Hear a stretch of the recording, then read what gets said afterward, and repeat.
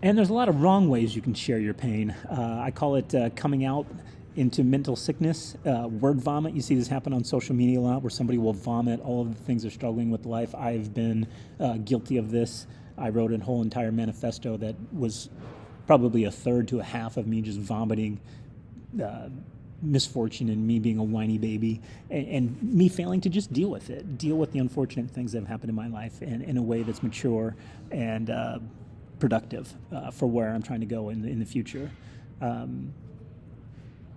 Finding a mentor in your community is so important. Oftentimes we're lacking mentors to share in a open and vulnerable way with somebody who's been through life and been through the experiences that we have and can share at least a little bit of empathy beyond just sympathy. So a lot of times this can't come from people in our family because they haven't gone through the same experiences we have. So we have to seek out community in other places.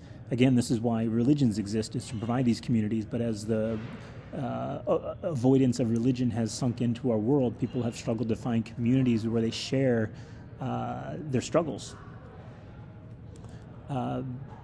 Religion's also provided friendships and opportunities to meet people, to share one-on-one in small groups, and eventually to share on stage if and when the time is right to share on stage. So this leads to the last experience I have with struggle in life, and this is a new take on things. I met a young gentleman who was born in California, raised by wealthy parents, loving parents, had a wonderful childhood, had a wonderful life after childhood, and his complaint was, I've not suffered. It was kind of like Jasmine from the movie Aladdin, who hadn't experienced poverty, and he was suffering from not suffering. He had recognized that suffering had led to lives of virtue and lives of adventure and lives of color in other people's lives that he was missing out on because he hadn't suffered. I wasn't quite sure how to take that at first, and I still struggle with his struggle to not find struggle in life. There's plenty of ways to add struggle onto your life if you haven't struggled. It's go help people who are struggling, go help the homeless, go help the cancer-ridden, go to help the elderly, pick up long-distance track and field, learn a skill that challenges you,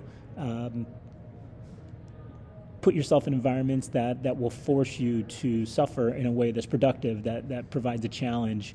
My gosh, learn any sort of really physically demanding activity. Learn manual labor activity. Man, there's so many ways to suffer in this world that can be done in a healthy way to provide that experience of unwanted suffering in a way that's healthy and controlled and predictable to a certain extent, but still provides the resiliency and the growth that happens through trauma without having to experience it from some unwanted source. As the secrets of post-traumatic growth have been released, people have been flocking to it and flocking to telling their stories of how they were a victim, how they were a survivor, and how they grew from their trauma or from their drama.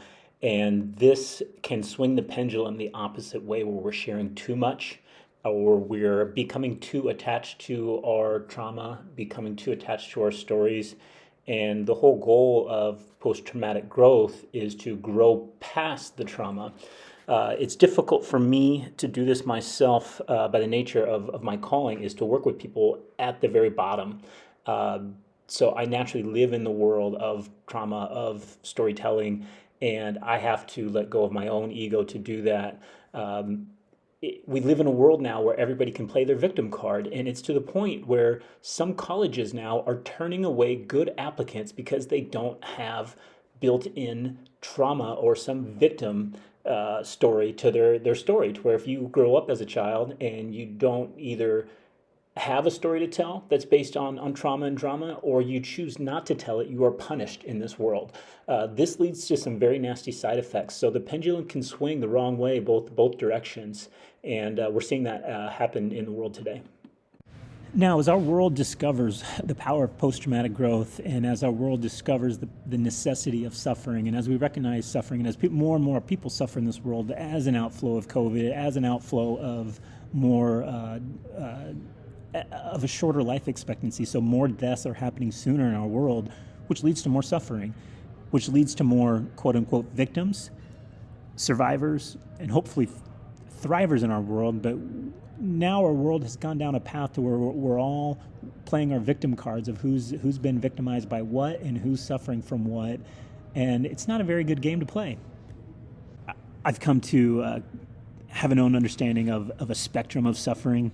On the left here, I have a picture of my sister Carol. She lives a wonderful life with her husband, Nick. She's pregnant with their second child. This is her first. His name's Leo. So Leo had an interesting experience happening very early in life. It was quote-unquote traumatic. So Leo lived almost his first entire year without ever spending a day or an afternoon or a morning out of eyesight and earsight of his mother. I remember Carol telling me about the first time that Leo was ever separated from her, and he went ballistic. That was literally the worst thing that had ever happened to Leo, was he lost sight and he was no longer in the same room as his own mother.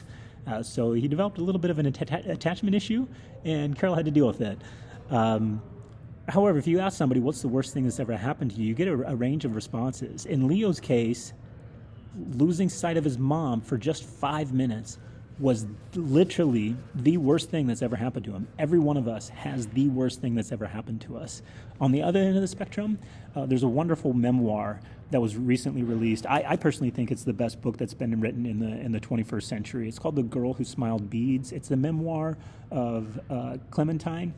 She's from Rwanda, and at the age of 6, she was launched into genocidal warfare. Her and her sister go on this amazing journey, and she has to survive the Rwandan genocide. And from the age of 6 to, I believe, the age of 18, she was separated from her parents and her brother in a fashion where she didn't even know they were alive. So the amount of dead bodies she's seen, the amount of suffering and hunger and starvation she's gone through is on the other end of the spectrum from Leo. And I strongly suggest reading her book. After I read her book, I remember closing the last page thinking to myself, I can never complain in my life ever again. So yes, our lives are defined by our suffering to some extent. They're definitely shaped by our suffering and the traumatic experiences we go through. But more than being defined and shaped by what happens to us, we are much more human. We're much more hopeful. We're much more peaceful when we recognize we have power in how we respond to that trauma. We have power in how we respond to unfortunate life events, and it is our choice in our responses that make us who we are as human beings.